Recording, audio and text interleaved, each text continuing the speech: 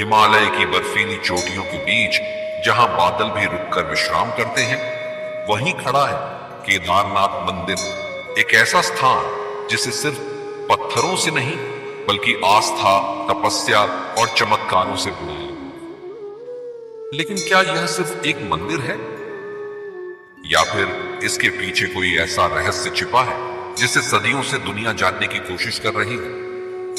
कहते हैं केदारनाथ की कथा महाभारत के उन दिनों से शुरू होती है जब पांडव अपने पापों से मुक्ति पाने के लिए भगवान शिव की खोज में निकले थे। युद्ध समाप्त हो चुका था, लेकिन धर्मराज युधिष्ठिर को कौरवों और हजारों योद्धाओं के वध का बोझ उनके हृदय पर भारी था। भगवान कृष्ण से समाधान पूछने पर उत्तर मिला, सिर्फ एक ही देवता तुम्हें क्षमा कर सकते हैं, महादेव। पांडवों ने हिमालय की ओर प्रस्थान किया, लेकिन शिव उनसे नाराज थे। वे नहीं चाहते थे कि पांडव इतनी आसानी से अपने कर्मों से मुक्त हो जाएं। इसलिए उन्होंने एक बैल का रूप धारण किया और गुप्त काशी चले गए। जब पांडव वहां पहुंचे तो भीम ने अपनी अपार शक्ति से बैल को पकड़ने का प्रयास किया, लेकिन तभी कुछ चमत्कारी हुआ। बैल का शरीर 5 भागों में विभाजित हो गया। पीठ केदारनाथ में, भुजाएं तुंगनाथ में, मुख रुद्रनाथ में, नाभि मध्य महेश्वर में और जटायु कल्पेश्वर में प्रकट हुई। केदारनाथ में शिव के प्रकट होने के बाद पांडवों ने यहां मंदिर की स्थापना की, लेकिन यह मंदिर जितना दिव्य था उतना ही रहस्यमयी भी। केदारनाथ के गर्भगृह में छिपा रहस्य। केदारनाथ मंदिर के गर्भगृह में प्रवेश करते ही भक्तों को एक अजीब ऊर्जा का अनुभव होता है। वहां का अंधकार, वहां की शांति और वहां की दिव्यता कुछ अलग ही संकेत देती है। कहा जाता है कि इस गर्भगृह में एक गुप्त द्वार है जो सीधे हिमालय के भीतर किसी रहस्यमयी स्थान की ओर जाता है, लेकिन इस द्वार को आज तक कोई खोल नहीं पाया। यह द्वार क्यों बंद है? क्या इसके पीछे कोई गंभीर शक्ति है या फिर यह कोई दूसरी दुनिया का प्रवेश द्वार है? कोई नहीं जानता, लेकिन जो भी यहां आता है उसे एक अलौकिक अनुभव अवश्य होता है। एक साधु जो केदारनाथ में अदृश्य हो गए। सैकड़ों वर्षों पहले एक महान संत जो हिमालय में वर्षों से तपस्या कर रहे थे, उन्होंने केदारनाथ में समाधि लेने का निश्चय किया। वे मंदिर के पास एक गुफा में गए और ध्यान मग्न हो गए, लेकिन जब उनके शिष्यों ने कई दिनों बाद गुफा के भीतर देखा तो वहां सिर्फ संत कहीं भी नहीं थे।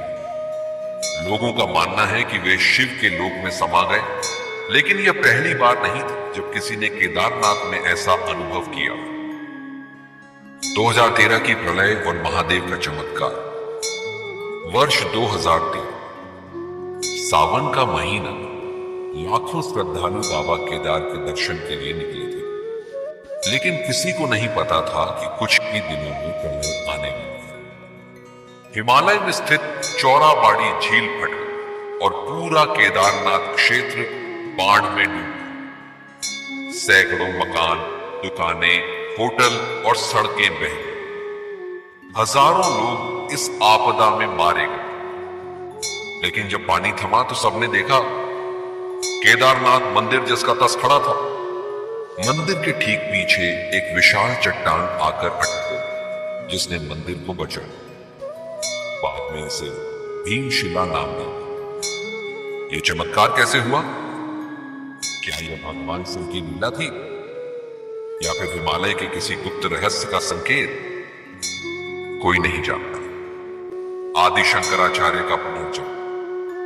आदि शंकराचार्य ने 8वीं शताब्दी में केदारनाथ मंदिर का पुनर्निर्माण कराया और कहा जाता है कि उन्होंने यहीं पर समाधि ली थी। लेकिन कुछ लोग मानते हैं कि वे आज भी केदारनाथ में किसी रूप में मौजूद हैं। कुछ वर्षों पहले एक योगी ने दावा किया कि उन्होंने अपने ध्यान में आदि शंकराचार्य को केदारनाथ के भीतर चलते हुए देखा है। क्या यह सच है? क्या महान संत अब भी यहां किसी रूप में विद्यमान है? केदारनाथ का रहस्य आज भी बना हुआ है। आज भी वैज्ञानिक इस बात को समझ नहीं पाए हैं कि 2013 की आपदा में मंदिर कैसे बचा। आज भी कोई यह नहीं जानता कि मंदिर के गर्भगृह के भीतर क्या रहस्य छिपा है। आज भी कोई यह नहीं समझ पाया कि वह गुप्त द्वार किस ओर जाता है। लेकिन एक बात निश्चित है, केदारनाथ सिर्फ एक मंदिर नहीं, यह महादेव का धाम है, जहां स्वयं शिव का वास है। जो भी सच्चे मन से यहां आता है, उसकी सभी मनोकामनाएं पूर्ण होती हैं।